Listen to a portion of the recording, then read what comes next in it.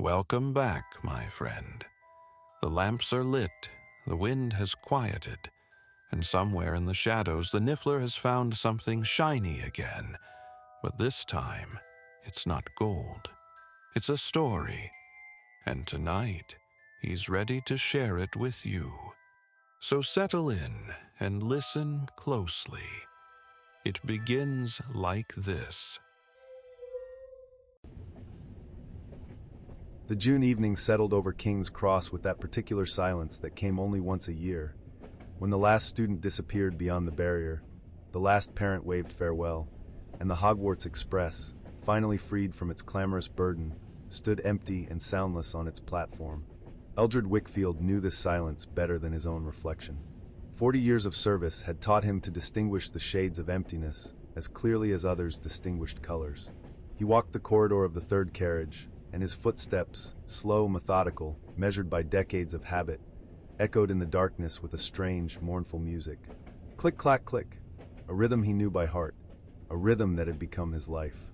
Each step was another day in an endless chain of days that had neither beginning nor end, only the eternal repetition of the same route. London to Hogsmeade, Hogsmeade to London, again and again, year after year. In his hand, he held an old rag with which he wiped the windowsills. Not because there was dust, the train was kept in immaculate condition, but because that was what needed to be done. Because it was ritual.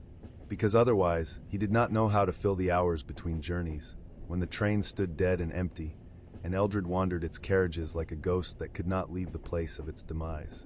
He stopped by the window of the fourth compartment and looked at his reflection. 63 years old, gray hair that had once been light chestnut, a face lined with wrinkles carved by time, not smiles. Eyes, once bright blue, now faded like old photographs. He looked exactly as a man should look who had spent 4 decades in voluntary imprisonment. Eldred reached out and straightened the edge of the heavy velvet curtain, though it already hung perfectly straight.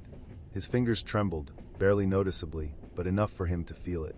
Old age was creeping up slowly but inexorably, reminding him that even in his infinite circle, there was an end point.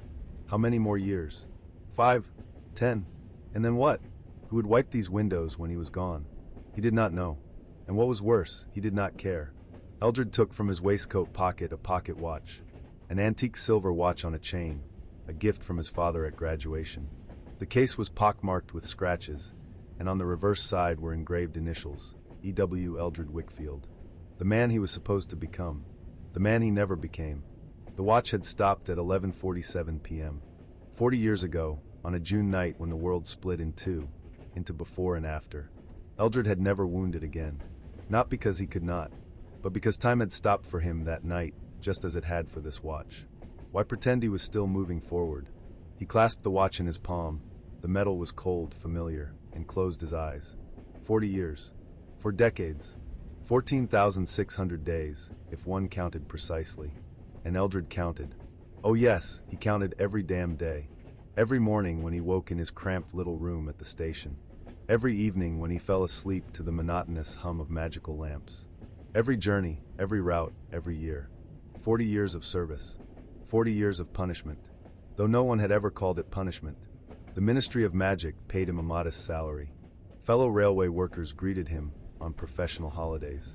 Passengers, those few adult wizards who sometimes traveled this route, nodded to him with respect. He was part of the landscape. Reliable. Unremarkable. Safe. That was exactly what he wanted to be. Invisible. Eldred put the watch back in his pocket and continued his rounds. 5th carriage. 6th. 7th. All the same. All empty. Moonlight broke through the high windows of the station and lay in silver stripes on the floor, transforming the train's interior into something unearthly, frozen in time. And so it was it not? Frozen. Immobile. Dead. He reached the dining car, his favorite place, though he would never admit it aloud. Here were large panoramic windows, through which one could watch the world glide past. The world to which he did not belong. The world from which he had walled himself off with thick glass and his own decision. Eldred pushed the door, and it opened with a soft creak. Inside reigned darkness, diluted only by the pale glow of the moon. Tables stood in neat rows, covered with white tablecloths that looked like ghosts in the half-light. Chairs were tucked under the tables. On the bar counter sparkled clean glasses, lined up in a perfect row. Everything was in its place, as it should be. Eldred stepped inside, and suddenly something changed. Not dramatically, just a barely perceptible shift in atmosphere, as if the air had become slightly thicker, slightly heavier. He stopped, listening to the silence. But the silence was absolute. Not even the distant hum of the station that usually seeped through the walls could be heard. He swept his gaze across the carriage, and his heart clenched. By the window, at the far end of the carriage, someone was sitting. Eldred froze. His first thought was entirely rational. One of the students had fallen asleep and had not managed to get off. It happened sometimes, though rarely. But then reason told him this was impossible.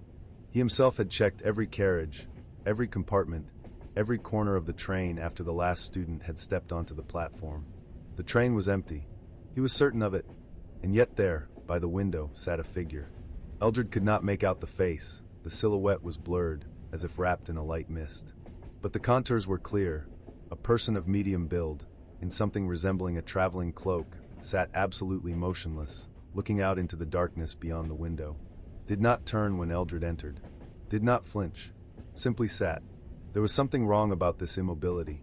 A person breathes, stirs, even when trying to sit quietly. This figure was motionless as a statue. Eldred's heart beat faster.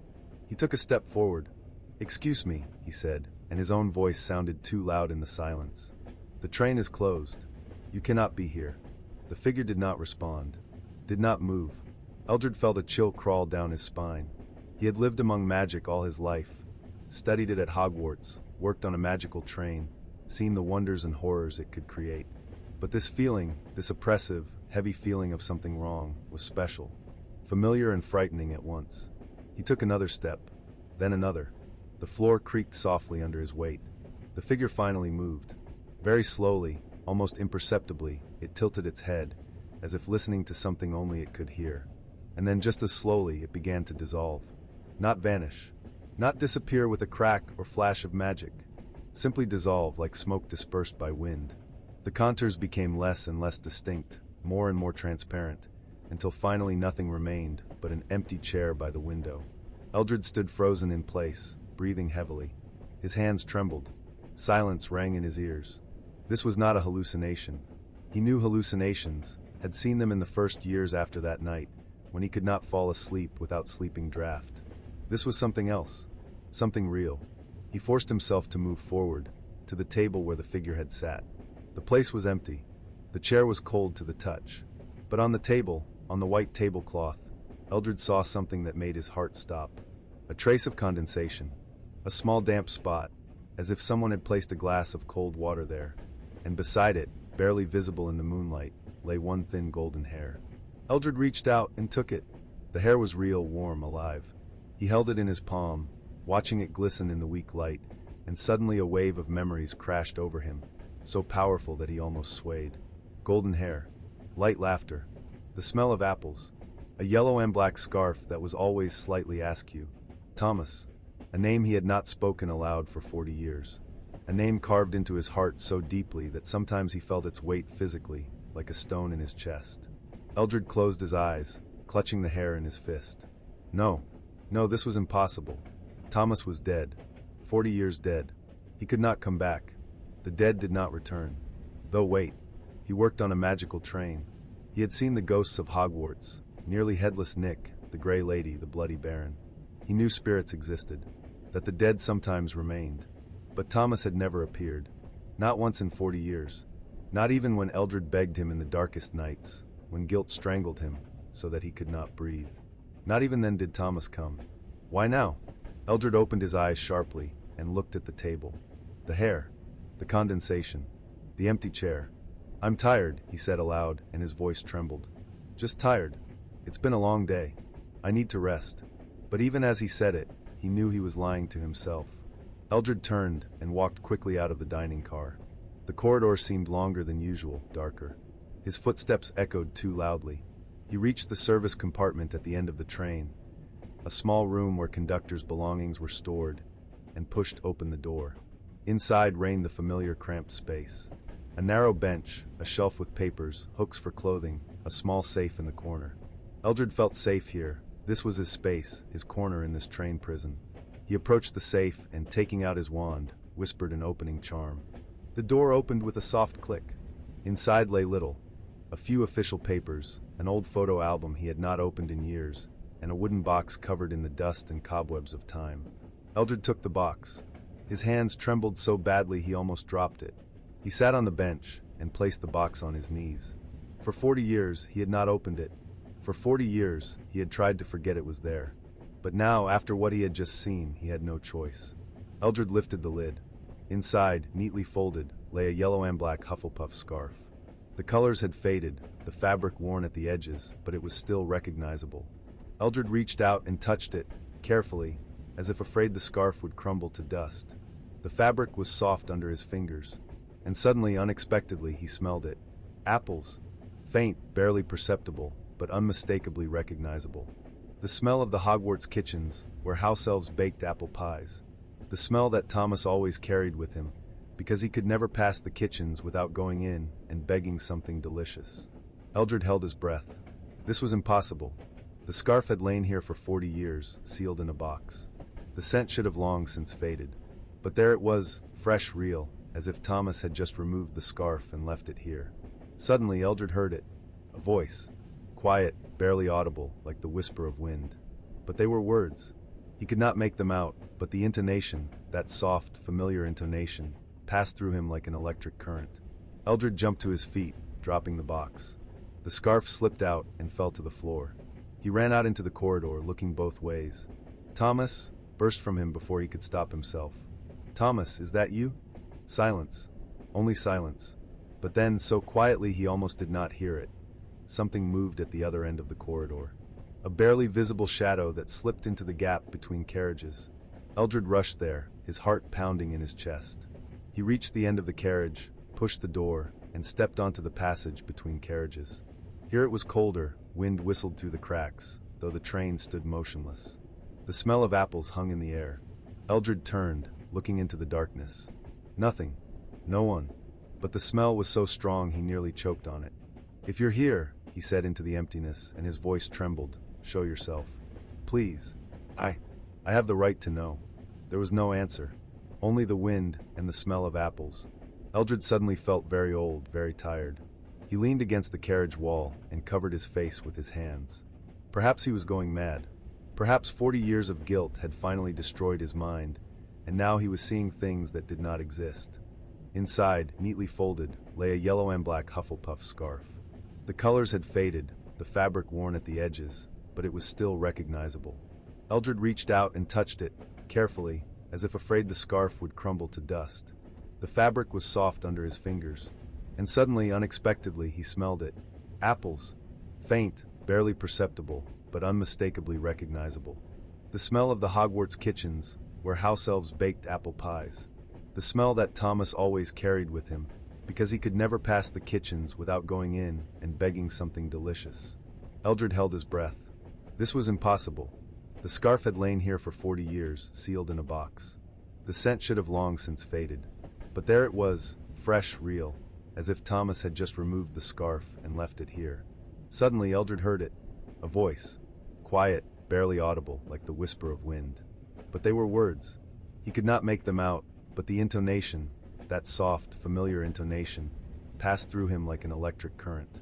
Eldred jumped to his feet, dropping the box. The scarf slipped out and fell to the floor. He ran out into the corridor, looking both ways. "Thomas!" burst from him before he could stop himself. "Thomas, is that you?" Silence. Only silence. But then, so quietly he almost did not hear it, something moved at the other end of the corridor. A barely visible shadow that slipped into the gap between carriages. Eldred rushed there, his heart pounding in his chest. He reached the end of the carriage, pushed the door, and stepped onto the passage between carriages. Here it was colder, wind whistled through the cracks, though the train stood motionless. The smell of apples hung in the air. Eldred turned, looking into the darkness. Nothing. No one. But the smell was so strong he nearly choked on it. "If you're here," he said into the emptiness, and his voice trembled, "show yourself. Please. I have the right to know." There was no answer. Only the wind and the smell of apples. Eldred suddenly felt very old, very tired. He leaned against the carriage wall and covered his face with his hands. Perhaps he was going mad. Perhaps 40 years of guilt had finally destroyed his mind, and now he was seeing things that did not exist. Or Thomas had truly returned. And if so, why? Why after so many years of silence? What had changed? Eldred did not know. But deep inside, in a place he was afraid to look, he felt it. Something was approaching. Something was ending. The cycle that had lasted 4 decades was coming to a close. And he was not sure he was ready for it. Suddenly, the train shuddered. Eldred raised his head, eyes widening. This was not a gust of wind, not external influence. This was the movement of the train itself, a deep, rumbling murmur of an engine waking to life. "No," he whispered. "No, this is impossible." But the train did not heed his denials. It began to move. Slowly at first, barely noticeably, then faster. Wheels screeched on rails, carriages shuddered, and Eldred felt the ground slide beneath his feet. He rushed to the window and looked outside. King's Cross was disappearing behind, but this was not the King's Cross he knew. The platform was shrouded in thick fog that seemed to pour from nowhere. Lanterns flickered with weak, unreal light. And beyond the windows, instead of familiar London streets, stretched absolute darkness. Not night, not absence of light, but darkness, thick, tangible, alive. The train gathered speed, rushing into this darkness, and Eldred felt fear squeeze his throat.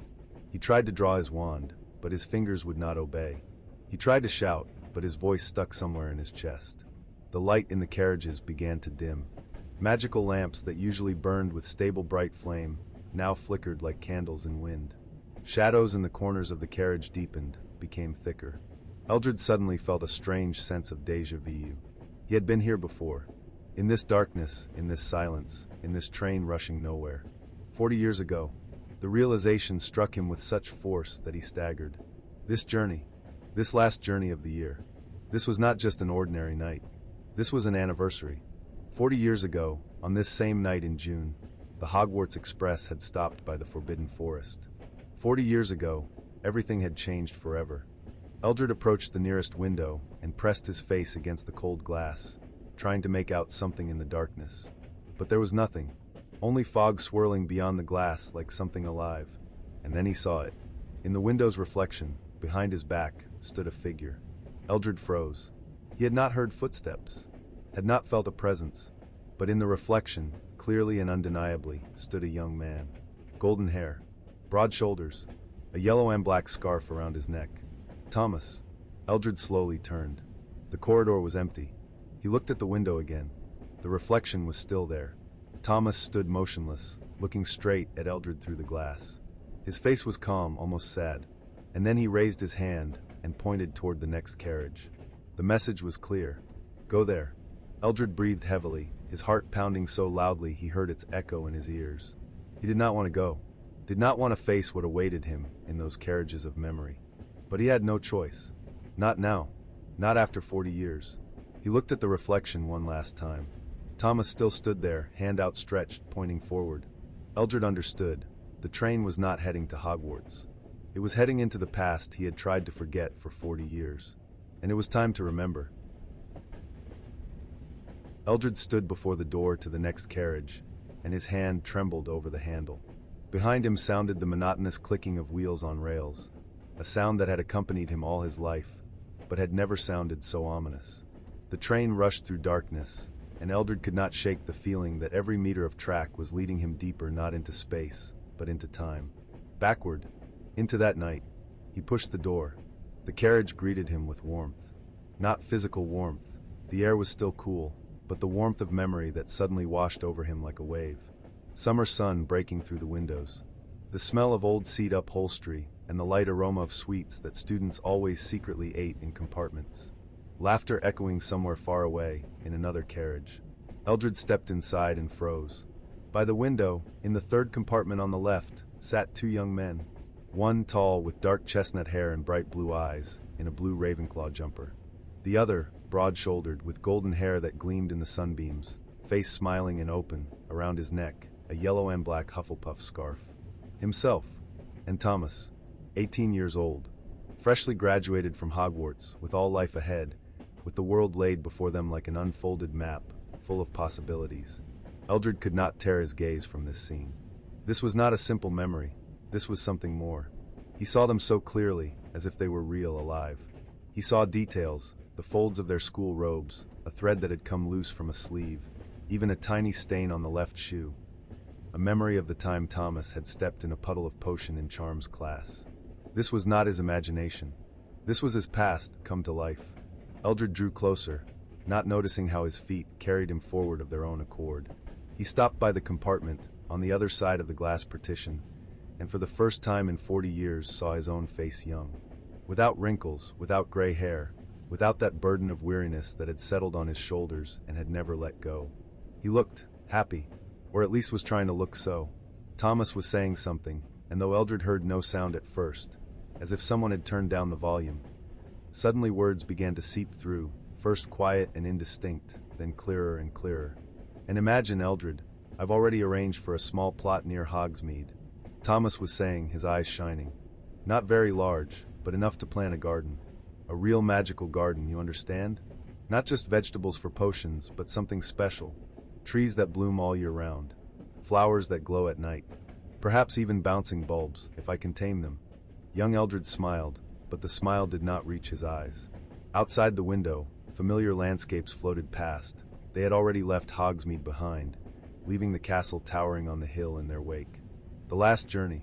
Home. Forever. Sounds wonderful, Tommy. Really? And you? Thomas asked, leaning forward. What about your expedition? Did you get an answer from the ministry? Young Eldred's smile vanished. He looked away, gazing out the window where the evening sun was already creeping toward the horizon. I did, he said quietly. They refused. Thomas winced. What? But, you're the best in our year in ancient magic. Professor Dumbledore himself wrote you a recommendation. Not enough experience, young Eldred quoted, and bitterness could be heard in his voice. Too young. Too ambitious. Not enough something. I don't know, Thomas. It seems my dreams were just dreams. Old Eldred, standing behind the glass, clenched his fists.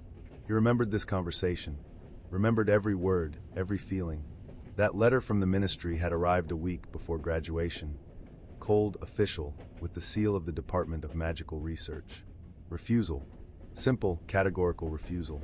It was as if someone had torn out his heart. Eldred, Thomas said, and in his voice sounded such sincere concern that old Eldred felt something press on his chest. There are other paths. You can apply again in a year. Or become a teacher. Professor McGonagall said you have a talent for teaching. I don't want to teach. Young Eldred spoke sharply, then sighed. Sorry. I prepared for this for so long. All my life I wanted to be a researcher. To find ancient magical places. To uncover mysteries lost in time. And now I don't know who I am. Thomas reached across the table and placed his hand on his friend's shoulder. You are Eldred Wickfield, the cleverest wizard I know, and the most stubborn. You'll find your path. I promise. Young Eldred smiled weakly. How can you be so certain? Because I know you, Thomas said simply, and because I believe in you, even when you don't believe in yourself. Old Eldred felt a lump tighten in his throat. Thomas had always been like this, always believed in the best, in people, in the future, even when there was no reason to. That was what had killed him.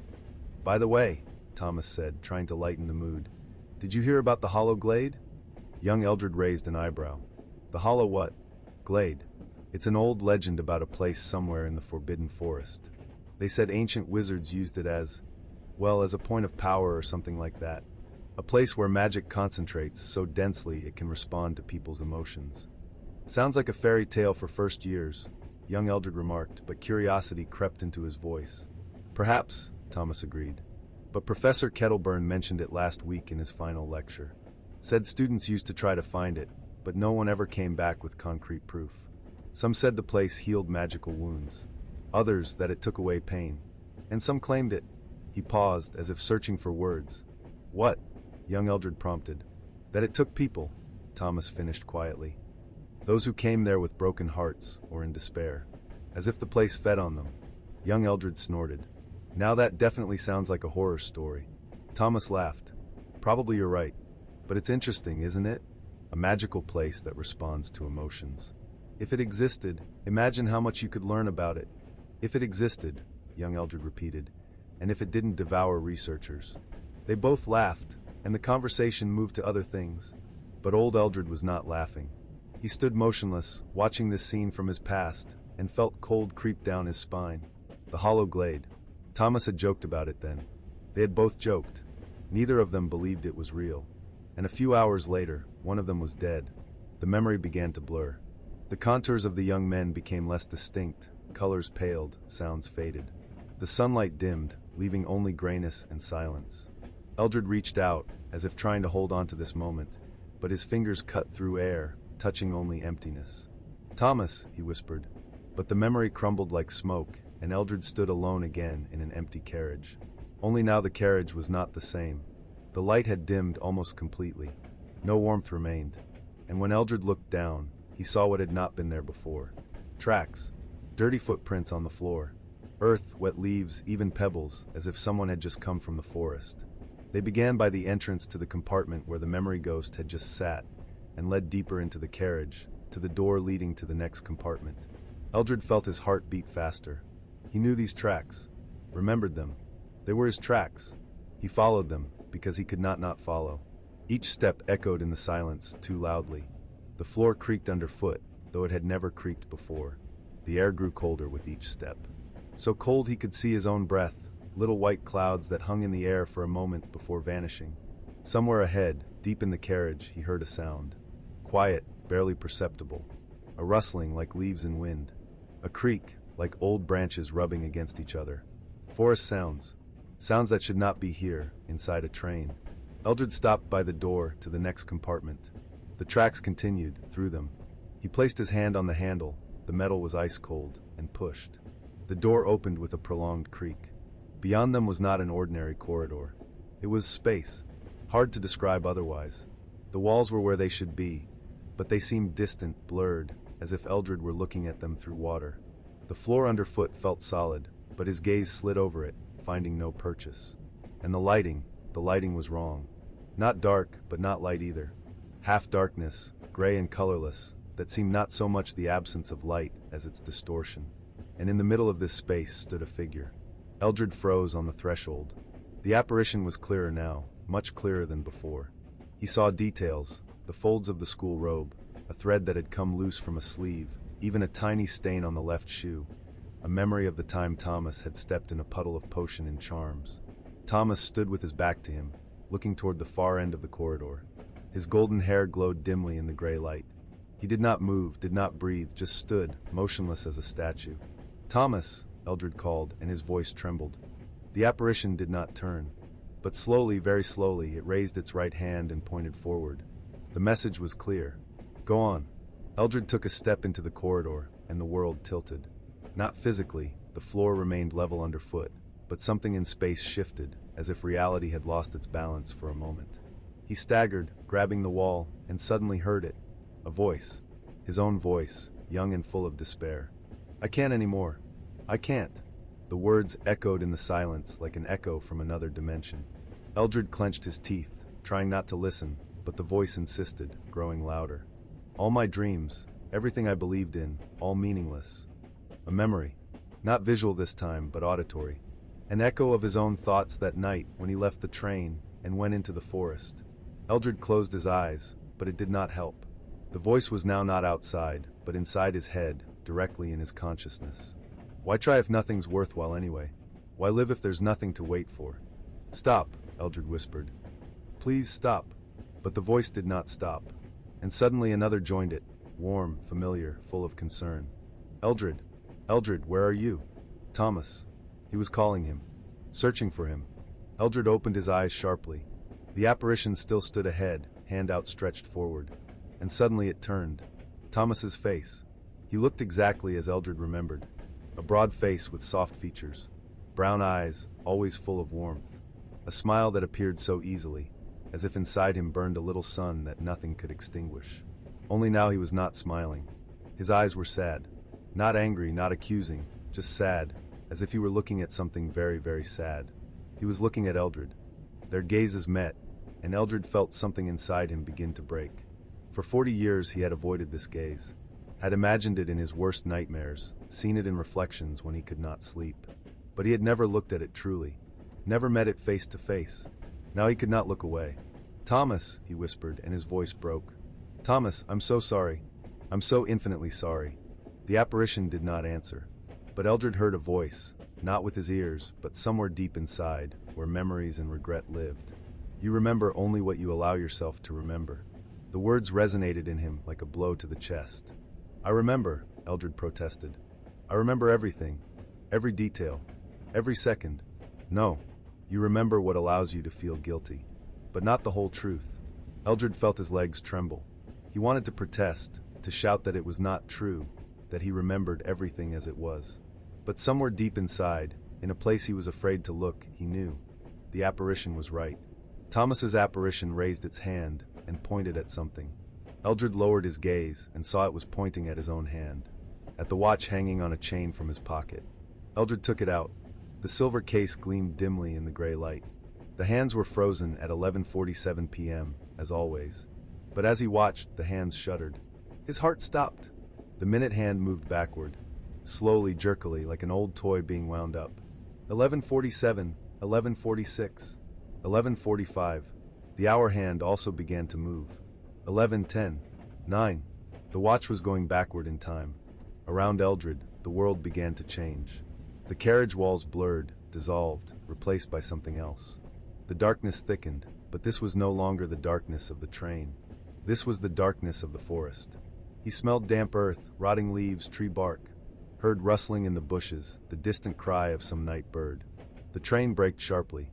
Eldred fell to his knees. The watch slipped from his hands and clanged on the floor. The light in the carriages flickered and went out, leaving only weak moonlight breaking through the windows. Beyond the windows was not London, not the Scottish hills. It was the forest, the forbidden forest of Hogwarts. Eldred slowly rose, looking around. The carriage was the same, but at the same time different. Younger, newer. The seat upholstery not so worn. The lamps not so old. Even the smell was different, the smell of new velvet and fresh paint. This was the train of 1958. Eldred approached the window and pressed his face to the glass. Outside the window in the moonlight, he saw the silhouettes of trees, tall, ancient, standing like sentries by the tracks. Their branches intertwined above the ground, creating a dense canopy of shadow. Somewhere in the depths of the forest flickered a strange light, cold, pale green, unreal. And suddenly he saw a figure.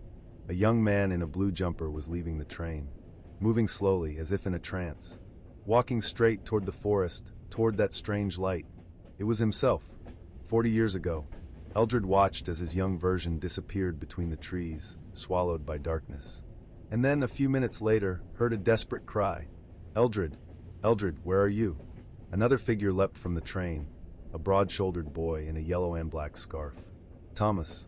He ran toward the forest, not hesitating, not stopping. Running to save a friend. Running to meet his own death. Eldred watched this, and suddenly everything washed over him. Not separate memories, not fragments, but the whole truth, full and merciless. He remembered how he left the train, drawn by a strange, irresistible call. Remembered how he walked through the forest, feeling no fear, only emptiness. Remembered the glade, the hollow glade, glowing with cold green light. Remembered how he stepped onto it and felt magic wrap around him, gentle and deadly, promising an end to pain, an end to disappointment, an end to everything. He wanted to disappear. Wanted it to end. And then Thomas came running. Eldred fell to his knees in the empty carriage, and a strangled cry tore from his throat. Tears he had not allowed himself to shed for 40 years finally broke through, burning his cheeks. He remembered, finally remembered, not just Thomas's sacrifice, not just his death, but what he had done before that, what he could never forgive himself for. Outside the window, the forbidden forest waited in silence. And Eldred knew it was time to return there. The last journey was leading him not to Hogwarts. It was leading him to the glade, to the truth, to Thomas. Eldred stood by the train, and the world around him was simultaneously familiar and alien. This was the Hogwarts Express, his train, his home, his prison, but 40 years younger. The red paint on the sides of the carriages was brighter, not peeled by time. The wheels gleamed, not covered with the patina of decades. Even the railway tracks beneath his feet looked newer, as if they had just been laid. June 1958. The air was warm, saturated with the scent of summer, flowering trees, damp grass, the distant aroma of water from the Hogwarts lake. The moon hung high above the forest, nearly full, flooding everything with silver radiance. beautiful, calming, deceptive. Eldred turned and saw him. Himself, 18 years old. The boy stood by the door of one of the carriages, dressed in a blue Ravenclaw jumper and dark trousers. His face was pale in the moonlight, eyes staring into emptiness. He gripped the door handle, as if gathering strength, then slowly stepped onto the ground. Old Eldred watched himself, and every movement, every breath of the young boy was painfully familiar. He remembered that feeling, the heaviness in his chest that made each breath painful, the emptiness in his stomach that had nothing to do with hunger, the fog in his head, as if someone had wrapped his mind in cotton, muffling all sensations except one: despair. Young Eldred began walking toward the forest. Not quickly, not confidently, just walking like a sleepwalker, led by a force stronger than his own will. His feet moved on their own. His arms hung limply at his sides. His head was slightly tilted, as if he were listening to something no one else could hear. Old Eldred lunged forward. "Stop," he shouted. "Don't go there." But young Eldred did not hear, did not turn, continued walking, as if old Eldred did not exist at all. Because he did not exist. Not in this time. This was a memory, a living, breathing reconstruction of the past, but not reality itself. He could not change what had already happened, could only watch. Eldred clenched his fists, feeling nails dig into his palms. Watching this was unbearable, knowing what would happen next, and having no power to stop it. Young Eldred entered the forest. The trees met him with silence. The forbidden forest at night was not like the noisy, dangerous place it became during the day. At night it was different, quiet, frozen, as if it had held its breath and was waiting for something. Moonlight barely broke through the dense canopy, creating pools of radiance on the ground, between which lay deep puddles of shadow. Young Eldred walked through them without hesitation. His feet avoided roots, stepped over fallen branches, as if his body remembered a path he had never walked. Old Eldred followed him, his heart pounding so loudly he heard its echo in his ears. He knew this path. Every tree, every stone, every bend in the trail. For 40 years he had tried to forget it, but it was carved into his memory deeper than any other. They walked for a long time. Or perhaps it only seemed long. Time and memories always stretched differently. The forest grew denser around them. The trees became older, larger, their trunks covered with moss and mushrooms that glowed with a faint greenish light. And suddenly young Eldred stopped. Ahead, between the trees, appeared a clearing. A glade. Even from here, from a distance of several meters, Eldred felt it. Not physically, but differently, the way you feel the presence of someone watching you from behind. Magic, old and wild, pulsed in the air, heavy and tangible. Young Eldred took another step. Then another. And stepped onto the glade. Old Eldred stepped out after him and froze, unable to breathe. The hollow glade. It was beautiful. This was not the horror he remembered, not the nightmare that had haunted him for 40 years. It was almost peaceful. A round glade, about 20 meters in diameter, covered with low grass that seemed silvery in the moonlight. Trees surrounded it on all sides, forming a natural circle, like an amphitheater. The air was still, not a breath of wind, not a rustle of leaves. But something was wrong. It was felt immediately, instinctively. The air was too thick, too heavy. It pressed on the chest, making breathing difficult. The silence was too absolute. Not a sound could be heard, not even those distant forest sounds that should have come from everywhere. No wings, no animal footsteps, no creaking of trees. Only silence. Dead, deaf silence. And light. It seeped from the earth, a faint, pale green glow that spread over the grass in a thin layer of mist. Not bright, not aggressive, just present. It moved slowly, in lazy waves, as if breathing. Young Eldred stood at the edge of the glade, looking at this glow. His face was empty, his eyes glassy. He looked like a person standing at the edge of an abyss, looking down, mesmerized by the depth. "It's quiet here," he whispered. His voice was barely audible, but in the dead silence of the glade it sounded loud. Old Eldred felt cold crawl down his spine. He remembered these words, remembered how they had flown from his lips that night. A simple observation, but at the same time something more. The glade's first response to his presence. Young Eldred took a step onto the glade. Immediately the light reacted. It rippled like water from a thrown stone and flowed toward his feet. He did not notice, or did not react. Took another step, another, and then the whispering began. At first quiet, almost imperceptible, a barely noticeable ringing on the edge of hearing. But with each step it grew louder, clearer, formed into words. Tired, empty, worthless, voices. Many voices, layering on each other, creating a cacophony of whispers. Not evil, not aggressive, simply stating, as if voicing obvious facts. You've achieved nothing. Your dreams have shattered. No one needs you. Young Eldred stopped in the middle of the glade. His head was tilted, his eyes closed. He was listening, and old Eldred knew. He was not just listening. He was believing. Because the whisper said what he himself thought, voiced his darkest fears, his deepest convictions about himself. The glade did not create these thoughts. It amplified them, resonated with them, turned the quiet inner voice of doubt into a deafening chorus of despair. Stay. It's peaceful here. It doesn't hurt here. You can rest. Young Eldred slowly sank to his knees. The light rose higher, wrapping around his legs, waist, chest. It was cold, but not unpleasantly cold. Just numb. A feeling as if parts of his body were falling asleep one by one. Old Eldred wanted to scream, to run, to pull him out of there. But he could not.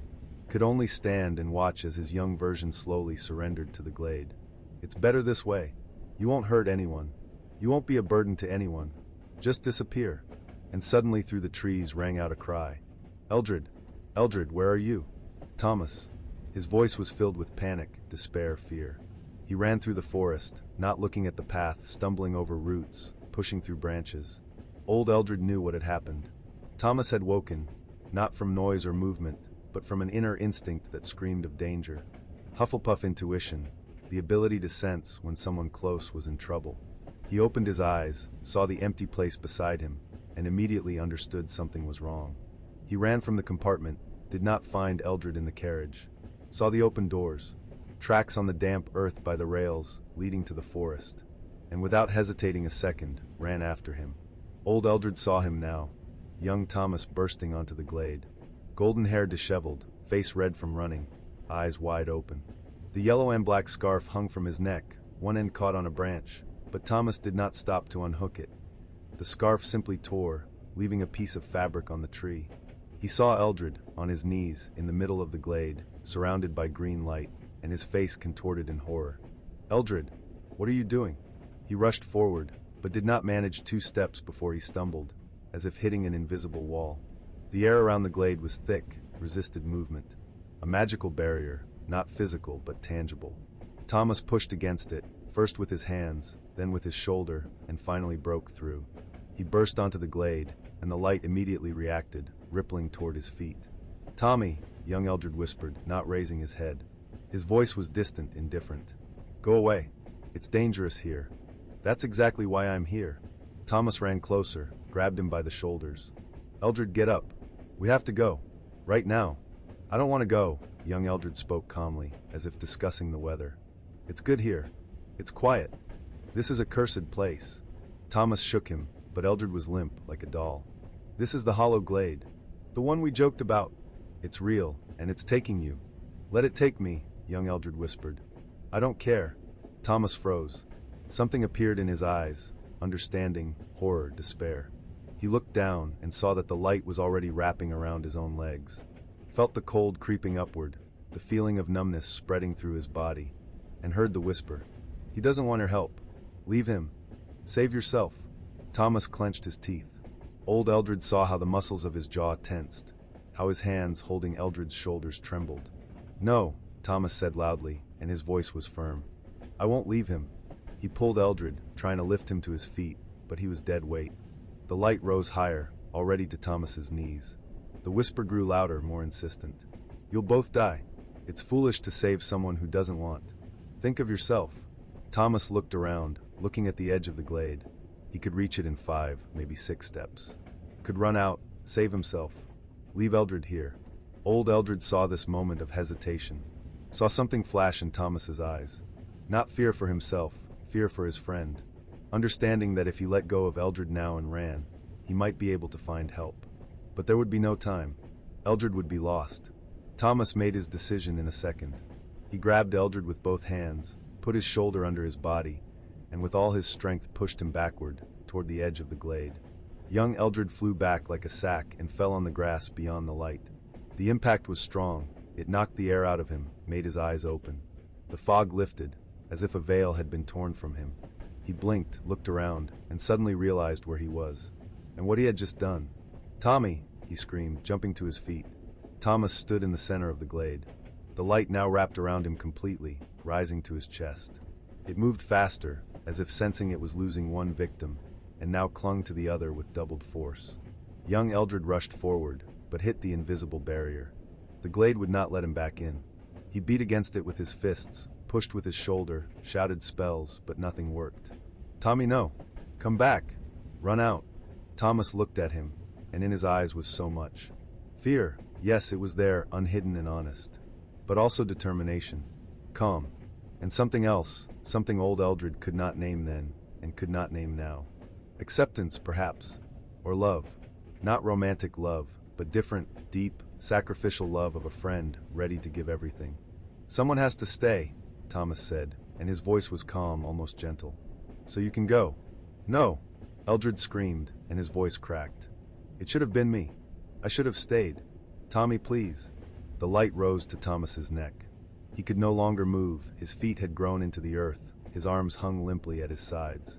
But his face was turned toward Eldred, and he was smiling. Sadly, but smiling. "Promise me something, Eldred," he said. "Anything." Eldred was sobbing now, tears streaming down his cheeks. "Anything, Tommy, just don't go."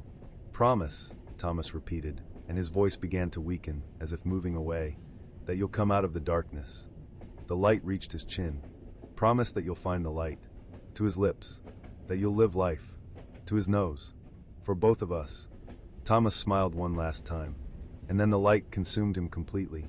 He did not scream, did not struggle, simply dissolved like ice in water. The contours of his body became less distinct, transparent, until nothing remained but a faint glow where he had stood. The glade sighed. Old Eldred swore he heard it. A quiet, satisfied sigh, as if it had finally eaten after a long hunger. The light began to fade, sink back into the earth. The whisper fell silent. Young Eldred stood on his knees by the edge of the glade and screamed. Screamed as if being torn in half. His arms were stretched forward, fingers clawed, as if he were still trying to reach Thomas. But Thomas was no more. Somewhere deep in the train came movement.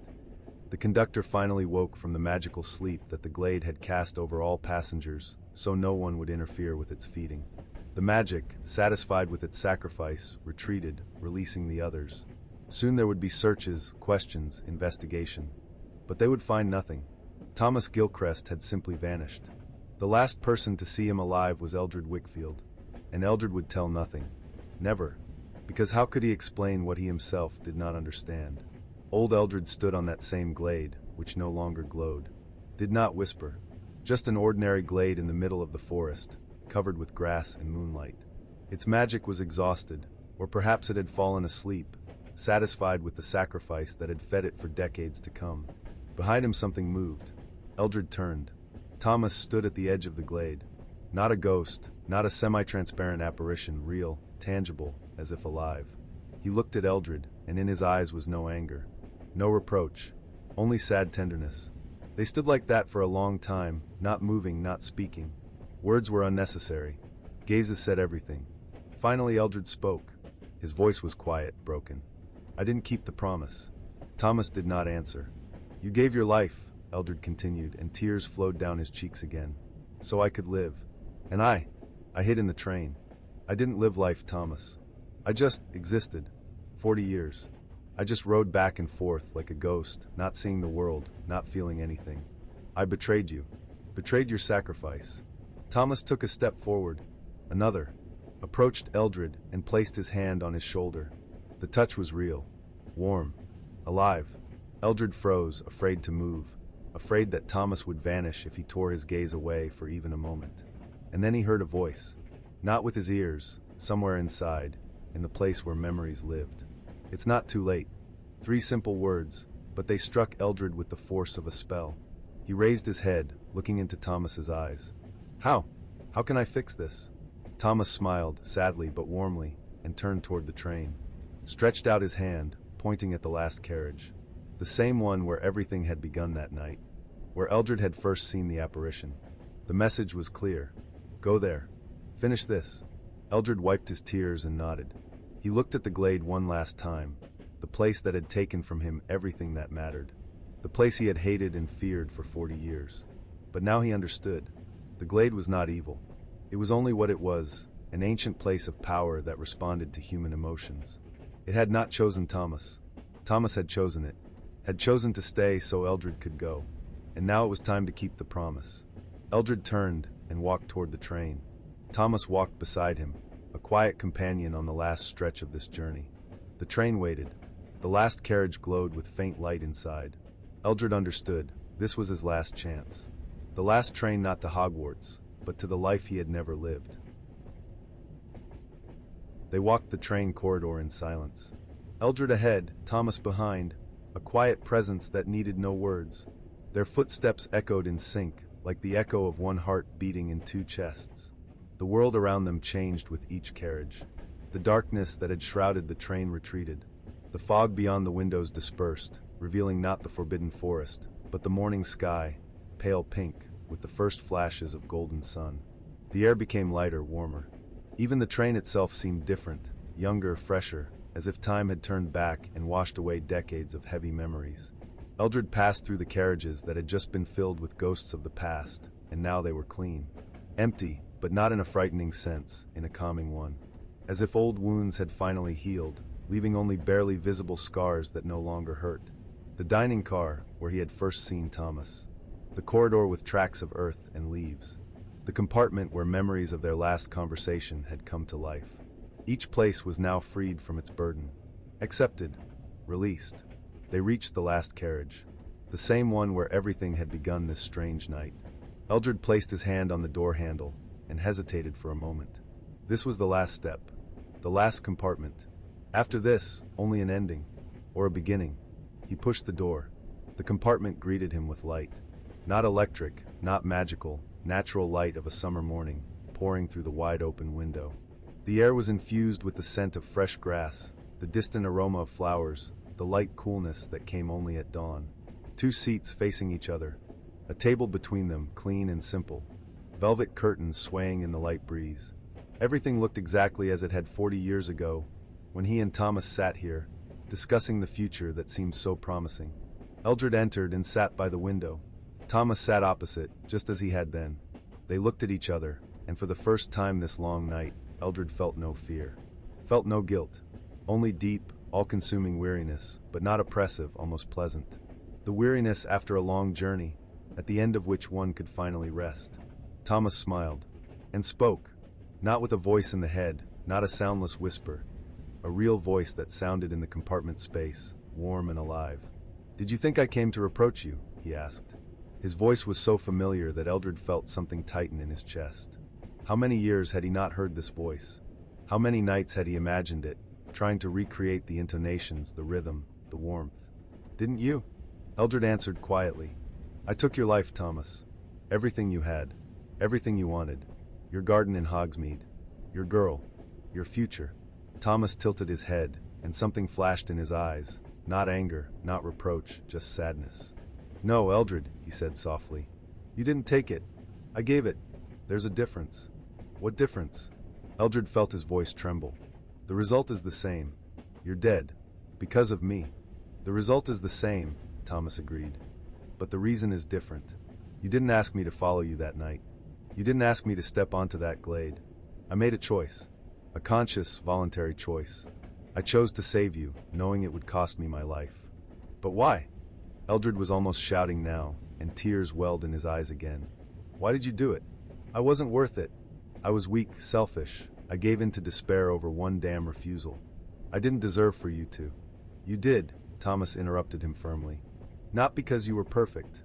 Not because you never made mistakes. But because you were my friend. And because I believed your life has meaning. That you're capable of greatness. That the world will be better if you're in it." He fell silent, looking Eldred straight in the eyes. "But you didn't make your choice, Eldred. I chose to save you. And you chose not to live." The words struck Eldred like a physical blow. He opened his mouth to protest, but could not. Because it was the truth. Naked, merciless truth. "I didn't know how," he finally whispered. "I didn't know how to live, knowing you died because of me. Every time I tried to move forward, I saw your face. Heard your voice. Remembered that promise I made to you, and knew I couldn't keep it. Because how can I live for both of us when I can't even live for myself?" Thomas listened, and his face was full of compassion. "And so," Eldred continued, his voice breaking. I decided to just stop. Found this job, hid in the train, and just rode back and forth. Day after day. Year after year. I thought if I didn't truly live, at least I wouldn't betray your sacrifice with my inability. And you thought, Thomas said quietly, this would make me happy? Eldred froze. You thought, Thomas leaned forward, and in his voice appeared firm tenderness, that I gave my life so you could spend the next 40 years as a ghost? That I wanted you to hide in this train and just exist, not living, not feeling, not trying? That this is what I sacrificed myself for? Each word was like a blow. Eldred felt something inside him begin to crack. The walls he had built for 40 years, the defense behind which he had hidden. They were crumbling, and he could not stop them. I was afraid, burst from him. I was afraid to live because if I made a mistake, if I failed, if I didn't live up to your faith in me, then your death would be meaningless. And that would be even worse than me just not living. Thomas was silent for a long time, and then he reached across the table and placed his hand on Eldred's hand. The touch was warm, real, alive. The only thing that makes my death meaningless, he said quietly, is that you don't live. Mistakes, failures, disappointments, they're part of life. I didn't expect you to become perfect. I expected you to become alive. To try, to allow yourself to feel, to dream, to fight, to fall and rise again. He squeezed Eldred's hand. I can't leave, Thomas said, until you keep the promise, until you come out of the darkness, until you find the light. Eldred looked at him through tears that blurred the outlines, and suddenly everything he had held back for 40 years, all the pain, all the regret, all the guilt broke through. He cried as he had never cried, sobbed, gasping for air, trembling all over. Thomas did not let go of his hand, just held it, letting him pour out everything that had accumulated over decades. When the tears finally dried up, Eldred felt empty, but not in a bad sense. Not like then on the glade, but like a vessel that had been overflowing and had finally been emptied, ready to be filled with something new. I don't know where to start, he whispered hoarsely. Thomas smiled. You've already started. Tonight, when you walked through the memories, when you accepted the truth, when you allowed yourself to feel. He released Eldred's hand and leaned back in his seat. And now remember, he said softly, who did you want to be? Before all this happened? Eldred blinked, wiping his eyes with his sleeve. Remember? It was so long ago, so far away. That boy who dreamed of expeditions and discoveries seemed to him now a stranger, as if from another life. But Thomas waited, and Eldred began to remember. I wanted to be a researcher, he said slowly, to study ancient magical places, to find forgotten spells, lost artifacts. You understand, not for fame or wealth. Just to know, to understand how magic works, where it comes from, what it can do. Memories came to life, became clearer. He saw himself young, sitting in the Hogwarts library, surrounded by piles of books. Saw himself in ancient magic class, when Professor Dumbledore spoke about wizard civilizations that had flourished thousands of years ago. Saw how his eyes burned when he imagined himself there, in those forgotten cities, ruins, and temples.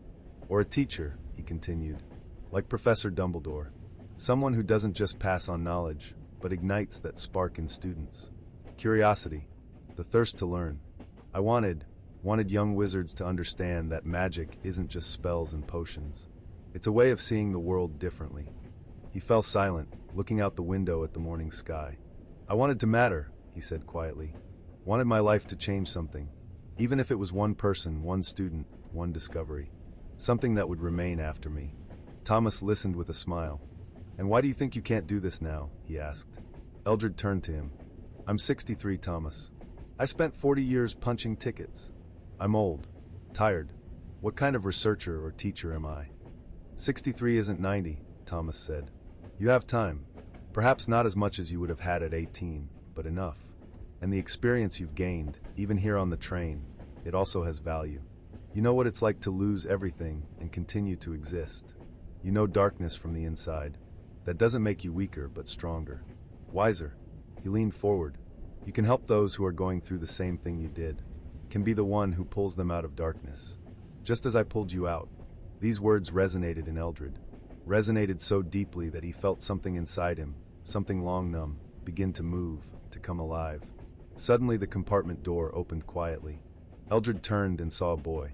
About 15, maybe 16 years old. Thin, in a robe that seemed too large for him. hair disheveled, eyes red from crying. He froze in the doorway, looking at Eldred with the expression of a caught child. "Sorry," he whispered. "I didn't know anyone was here." Eldred quickly glanced at Thomas, but the apparition did not vanish. Just sat calmly, smiling barely noticeably. The boy did not look at him, did not see him, saw only Eldred. "It's all right," Eldred said, trying to make his voice calm. "Come in. What are you doing on the train?" "It's empty." The boy sighed nervously and stepped over the threshold. "I know," he said quietly. "I just didn't want to go home. Not after what happened." He sat on the seat by the door, as far from Eldred as possible, and stared at the floor. His hands trembled. Eldred looked at him, and something in his posture, in the expression of his face, in the way he held himself, was painfully familiar. He had seen this boy before. Not in reality, but in a mirror. 40 years ago. The same despair. The same loss. The same emptiness. "What happened?" Eldred asked softly. The boy was silent for a long time. Then, without raising his head, spoke. "I failed my exams. Didn't just fail, completely bombed them. All of them. I prepared, I swear I prepared. But when the time came, I couldn't. Just sat and looked at the questions and couldn't remember anything. And now my parents will be disappointed. The professors will think I'm a wastrel. And my friends," his voice broke. "My friends are already joking that I'm the worst student in the year." He finally raised his head, and Eldred saw in his eyes that same hopelessness he himself had felt that night. "I just wanted to get on the train and go somewhere," the boy whispered. "Somewhere where no one knows me. Where I don't have to be what I can't be." Silence filled the compartment. Eldred looked at this boy, and suddenly everything came together. Thomas, who had brought him here. The apparition that had shown him the path through the past. The promise he had made 40 years ago. This was his chance. His opportunity to do what Thomas had done for him. To save someone from darkness. Eldred stood and moved to the seat closer to the boy. Not too close, didn't want to frighten him, but close enough for him to feel his presence. "I understand what you're feeling," he said quietly. The boy looked at him skeptically. "Really?" Doubt sounded in his voice. "Really," Eldred nodded. "Once I too wanted to disappear. Thought my life was over before it began. That I was a failure who had no place in the world." The boy listened, his eyes widening slightly. "And what did you do?" Eldred glanced at Thomas. The apparition smiled, his eyes shining with pride. "I had a friend," Eldred said. "He saved me. Didn't let me make the biggest mistake of my life. Showed me that life is worth fighting for. Even when it seems everything is lost." He paused, choosing his words. "Exams aren't life," he said. "They're just exams. You can retake them, can study better, can find another path if this one doesn't suit you. But if you disappear, if you give up now, then all the possibilities you could have had will disappear with you." The boy looked at him, and in his eyes something struggled, despair and hope, fear and the desire to believe. "But everyone will think." "No one cares," Eldred interrupted him softly but firmly. "Not in a bad sense. Just everyone is busy with their own lives. In a month your classmates will forget about these exams. In a year it will just be an anecdote. And in 10 years no one will even remember. The only person for whom this matters for a lifetime is you. And only you can decide what it will be, an ending or a beginning." He reached out and placed his hand on the boy's shoulder. "Give yourself one more chance," he said quietly. "Please." The boy looked at him for a long time, and then slowly nodded. Just once. But it was enough. The train shuddered, a light jolt that meant the beginning of movement. Beyond the windows, the darkness finally dispersed, revealing familiar London sunshine. They were going back. To King's Cross. Eldred talked with the boy all the way. Listened to his story, not just about exams, but about everything. About the pressure he felt from his parents. About the fear of not meeting expectations. About the feeling of loneliness, even among friends. Eldred listened and understood. Understood every word, every feeling. Because he himself had gone through it. By morning, when the train finally stopped at King's Cross, the boy was breathing more calmly. His eyes were dry. He even smiled a little. "Thank you," he said when they stood by the carriage doors. "I don't know who you are, but thank you." Eldred smiled. "Go home," he said. "Talk to your parents. To your professors. Find help if you need it. But don't give up. Promise?" The boy nodded. "I promise." He got off the train, and Eldred watched as he walked across the platform, shoulders slightly straighter, head held higher. Not healed, not instantly transformed, but with hope. with the decision to try. And in that moment Eldred understood. This was it. This was keeping the promise. He turned and for the first time in 40 years stepped onto the platform, not as a conductor, but as a person ready to live. But before leaving, he returned to the train one last time. Thomas stood in the doorway of the last carriage, holding his yellow and black scarf in his hands. He smiled broadly, sincerely, as he always had. Eldred climbed up to him.